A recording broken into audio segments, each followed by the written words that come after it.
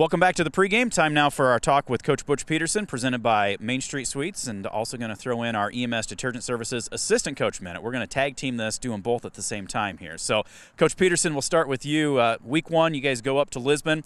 Hard-fought game. You come away with a 12-6 victory. Wasn't necessarily a pretty win, but you know what? It's a W, and the guys showed a lot of resiliency to come away with that victory. Well, I thought we showed a lot of heart, especially the defense, and except for one flaw on the special teams, I thought that was outstanding. So those two phases were very, very good that night. Well, speaking of special teams, we've got Coach Braddock here. We'll ask him a little bit, but I wanted to get your take. Kind of a couple of different areas where that really swung the game. I mean, I'm thinking the muffed punt that we were able to recover, the opening kickoff of the second half where Aiden Shields falls on what was in essence an onside kick, the punts that were downed and set up field position. Those areas really helped kind of keep that thing going in our favor. Well, there's no question about it. I know Kevin and I had talked about that. So we thought special teams could be the determining factor, and I think a lot of that's true. We're a little bit of the Hayden Fry era where you punt, good field position, play good defense while your offense is learning how to play, and I think that's kind of where we're at right now. So we'll switch it over to Coach Braddock and get your take. Those 3 plays in particular that I mentioned, I mean, what kinds of things did you see from your guys to be able to capitalize in those circumstances? Yeah, I mean, special teams are just effort plays, high effort, hustling. You can maybe get a fumble recovery like that if you're just hustling downfield. So we just want great effort out of each and every one of those 11 guys when they get a chance to get on the field. Well, and it's a situation, too, where, I know I was in that situation. It's maybe guys that aren't on the field for offense or defense. That's their one time to get called. How much do you see these guys staying in the game and understanding the importance of them being out there? Yeah, I mean, just like maybe what you've seen behind here, we had a short snapper and a holder stick around. The ball was a little bit wet tonight, so we want to make sure that, everybody's on the same page. It's, for an extra point or field goal, it's got to be 3 guys working in sync, so it's a timing thing. So getting a good snap, going to hold, so everybody's got to trust each other. So we put in a lot of extra work, which allows, the 3 phases. We put a lot of time in, offense, defense, but we get ample enough amount of time on our special teams because we have to, make sure on a Friday night everybody's ready to go. Well, and it helped translate, helping the Bears get to that victory.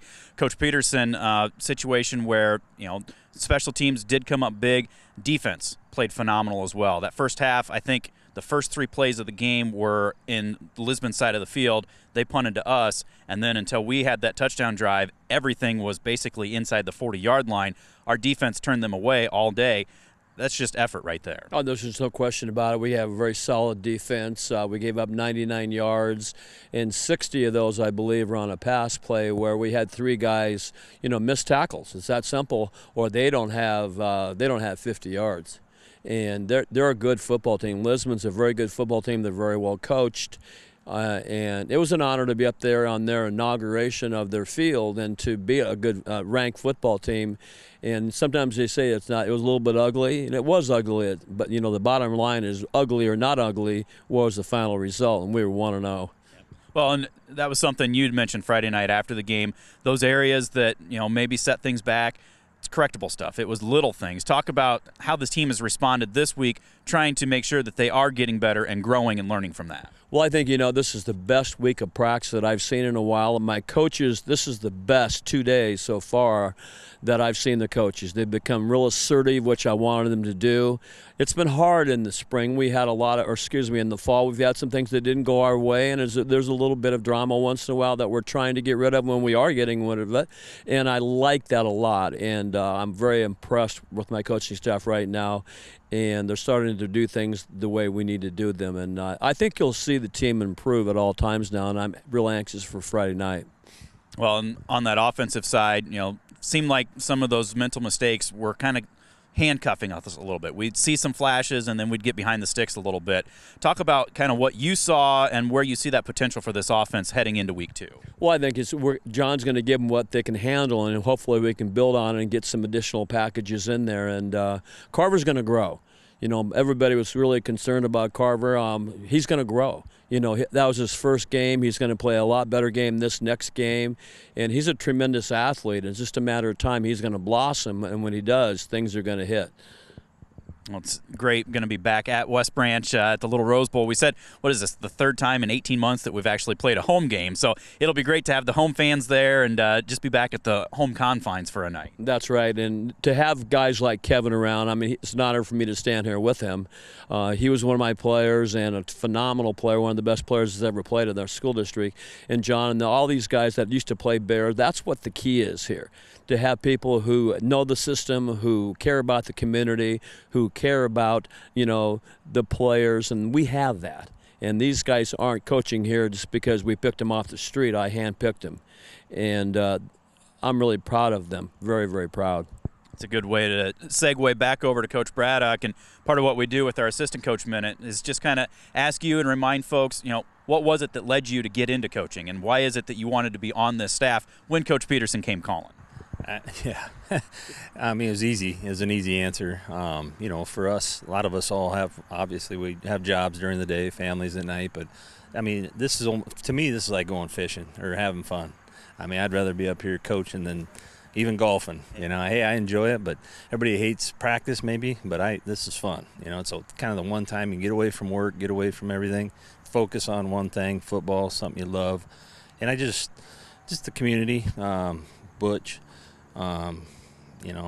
John, Tyler, Jason, all the guys, just being around each year is just, you can't wait. You just can't wait to get back up here.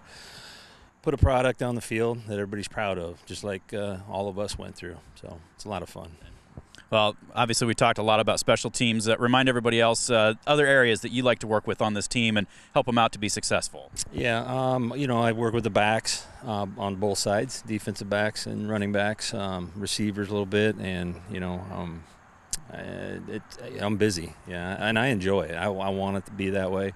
A lot of organization, especially with special teams. You got six teams virtually, so. Last year was a little difficult with COVID. We couldn't utilize the fresh soft kids as much. So this year we get to pick a few of those guys that can help us out on a Friday night. So that's been a plus this year. A lot of great things going on, and leads to a 1-0 start. Get ready for Waterloo Columbus tonight. Coach Pedersen, tell us what you're expecting to see from this Sailor squad. They got tremendous skill people, and the quarterback's good. Number 1, number 2, and number 3 are their best 3 players as far as skill positions are concerned. And we're going to have to stop them on the line of scrimmage, because if you get out in the open, we're going to have some problems. We have some special things that we're doing to maybe slow some of those people down a little bit. We're obviously not going to talk about that. But Ryan Van Arum used to coach for me, and he was on this staff for a while. And I know he's coming back for this game, and he's excited to watch in the Little Rose Bowl again. And I think that's what Kevin says. It's kind of a family deal that we always treasure, I think, and it's great memories that you just can't replace. Well, we're looking forward to some more of them getting started at the Little Rose Bowl with week number 2 against Waterloo Columbus. Coach Pedersen, thank you very much for joining us here tonight. Thank you. And also Kevin Braddock, our assistant coach for tonight. Coach, thank you very much as well. Hey, thank you. Those are brought to you by Main Street Suites and EMS Detergent Services, respectively. We'll be back with more of the pregame right after this. You're listening to the Bearcast presented by Browns West Branch right here at westbranch.football.